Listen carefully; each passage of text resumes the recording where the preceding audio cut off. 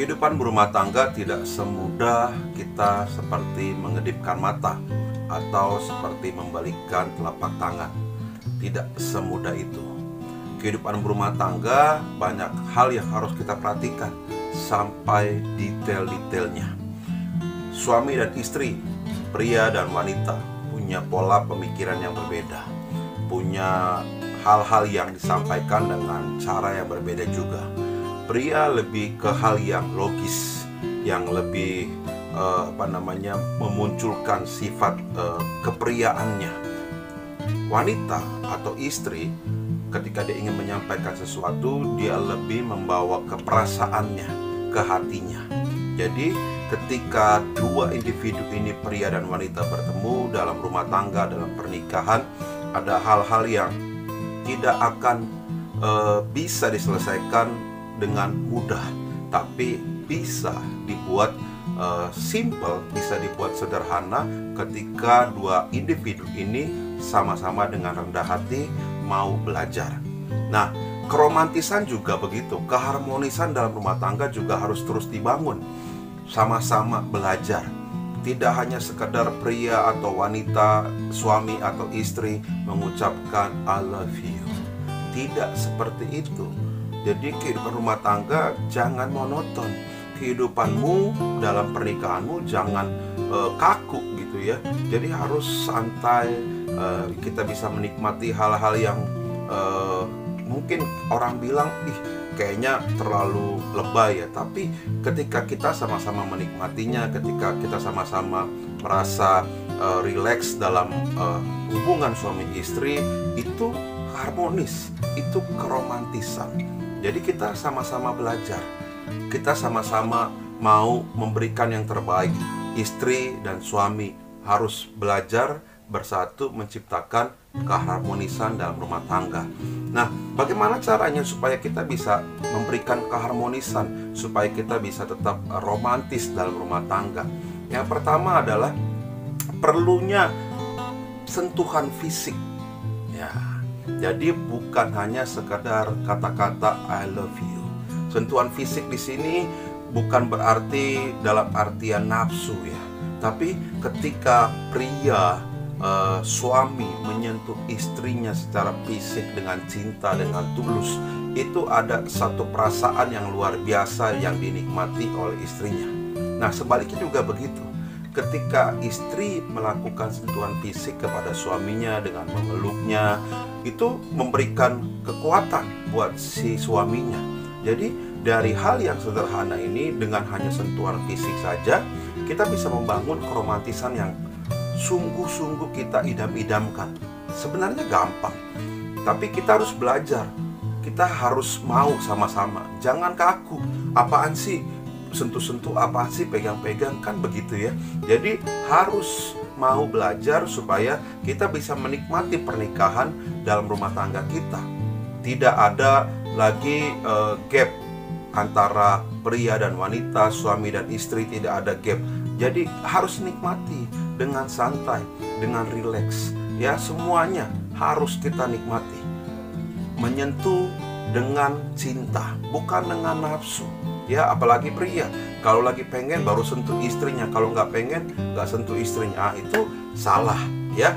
Dalam setiap keadaan, dalam setiap momen, engkau harus bisa dengan mengelus dadanya kah, atau dengan mengelus rambutnya kah, itu juga luar biasa ya. Dengan menyentuh tangannya, itu juga sentuhan fisik yang memberikan dampak yang luar biasa kepada perasaan kita, perasaanmu sebagai suami, perasaanmu sebagai istri. Nah, yang kedua, apalagi selain kita bisa berkata I love you kepada pasangan kita, melayani dengan tulus.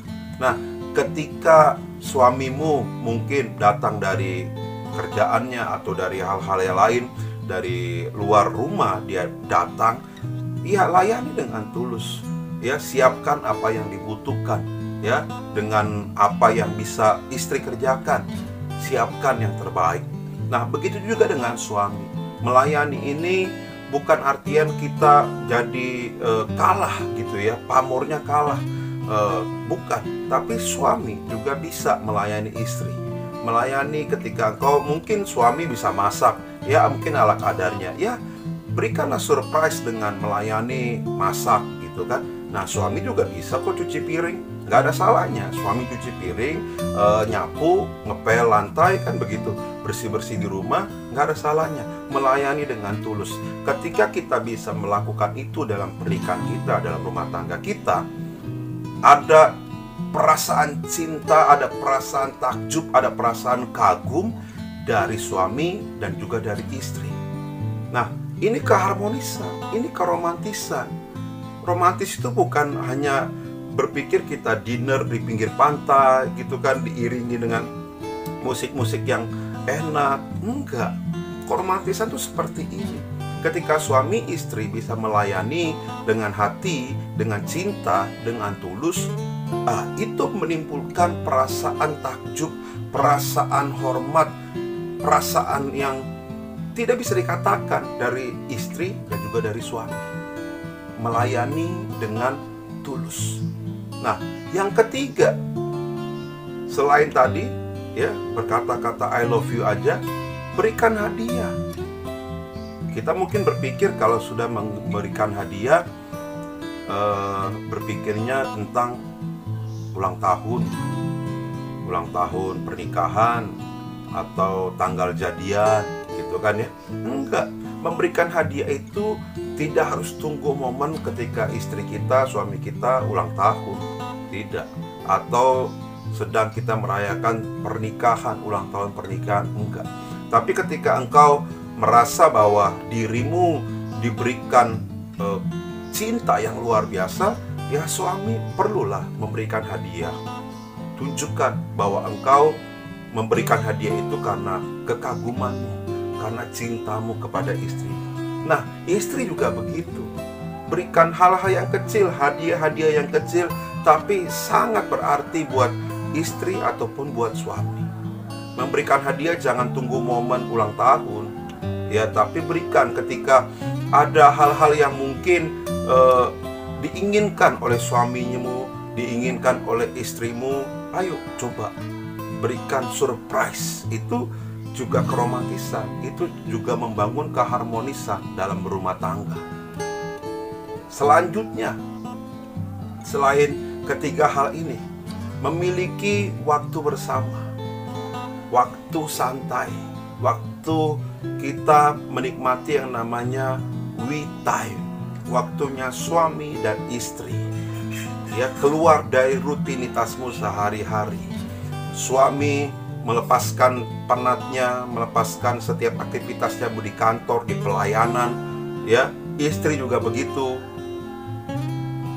Sekejap kita sama-sama menikmati waktu, mungkin dinner, ya. Kayak tadi saya katakan, dinner di pinggir pantai, it's okay kalau kau punya uang, gak masalah. Ya, kalau nggak punya uang ya makan bakso di pinggir jalan sambil ngobrol-ngobrol, minum minuman es teh manis, ya, murah meriah. Tapi punya waktu bersama, punya waktu, punya momen ngobrol-ngobrol berduaan. Jadi kayak orang pacaran, saling tatap muka, pandang-pandangan, saling memegang tangan. Ya, mungkin suap-suapan, ya. Dulu pacaran nggak ada geli-gelinya, suap-suapan. Tapi ketika jadi suami istri kok jadi kayak geli gitu kan, jadi kayak canggung. Ya, kebalik. Seharusnya ketika kau sudah jadi suami istri, memiliki waktu yang bersama itu sangat-sangat penting.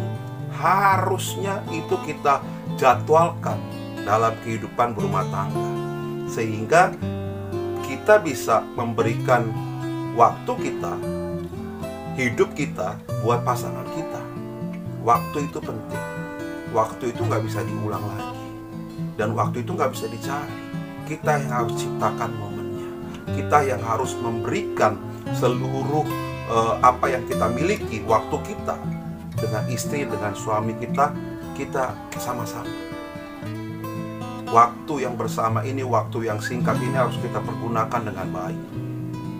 Jangan ketika istri mau ngajak belanja, itu juga waktu yang bersama. Ayo belanja bareng-bareng, berduaan. Itu momennya luar biasa. Ya, sambil lihat-lihat diskon berdua gitu kan. Itu juga menciptakan keharmonisan. Hal-hal yang kecil harus kita bangun dari sekarang. Jangan malu, jangan takut. Suami istri perlu menciptakan keharmonisan. Harusnya lebih romantis ketika kita dari pacaran. Nah, kebanyakan kebalik, ketika sudah menikah jadi canggung. Tapi ketika pacaran semuanya kebuka gitu kan. Pas sudah menikah, ketutup. Akhirnya kebalik. Jangan seperti itu. Kita harus memberikan yang terbaik. Waktumu yang terbaik. Suami dan istri berikan waktu. Ayo sama-sama. Mungkin suami sibuk dengan kegiatannya, istri juga sibuk dengan kegiatannya, tapi ayo sama-sama jadwalkan untuk sekali sebulan, mungkin 2 kali sebulan gitu ya, waktu sama-sama. Jalan bareng, temenin istrimu ke salon, temenin suamimu melakukan kegiatannya, hobinya gitu ya, olahraga mungkin. Ya itu momen yang bagus. Dengan hal yang itu kecil seperti itu, kita bisa memberikan rasa cinta yang luar biasa. Nah, yang selanjutnya, yang terakhir, memberikan semangat melalui kata-kata kita, atau istilah kerennya kita jadi motivator buat istri, kita jadi motivator buat suami, memberikan semangat. Ketika dia mengalami tantangan, mengalami kepenatan dalam setiap aktivitasnya, ayo berikan semangat. Berikan kata-kata yang membuat dia tetap bertahan di dalam setiap pergumulan hidupnya, dalam setiap perlombaan yang dia hadapi. Suami dengan tantangannya, dengan logikanya yang berpikir keras, dari hari ke hari dia berpikir bagaimana untuk mencukupkan kebutuhan dalam rumah tangganya, mencukupkan apa yang dibutuhkan oleh istrinya, apa yang dibutuhkan oleh anak-anaknya. Dia berpikir dengan keras. Berikan kata-kata motivasi buat suami. Begitu juga dengan suami. Ayo berikan kata-kata motivasi, pujian, berikan dia semangat kepada istrimu. Mungkin dia berkata, sayang aku udah makin gendut ya. Bilang, walaupun engkau gendut, engkau tetap pujaan hatiku. Itu membuat dia semangat.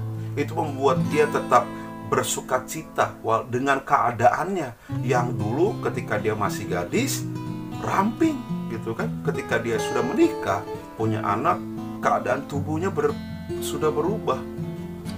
Ini yang harus kita terus lakukan. Berikan kata-kata motivasi. Jangan pernah lupakan hal ini. Jadi biar kelima hal ini tetap kita lakukan. Belajar bersama-sama. Engkau sahabat-sahabat yang mungkin sudah menikah puluhan tahun, ayo jangan segan, jangan canggung. Masa dengan suami sendiri, dengan istri sendiri canggung, tapi dengan istri orang, dengan suami orang terbuka semuanya. Aduh, itu yang berbahaya.